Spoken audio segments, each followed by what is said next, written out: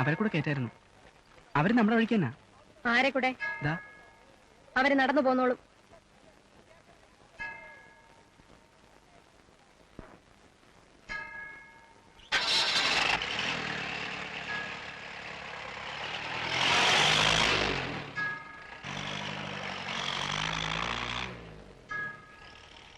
നീ ഒരുത്തിയാരൻ അയൽവക്കക്കാർക്ക് പോലും കണ്ടുകൂടാതെ. അത് ചേച്ചിയാരനൊന്നുമല്ല, പിന്നെ ഡാഡിയാ അതിന് കാരണക്കാരൻ. എന്തുണ്ടായാലും കുറ്റം ചാർത്താൻ ഒരു ചേച്ചി.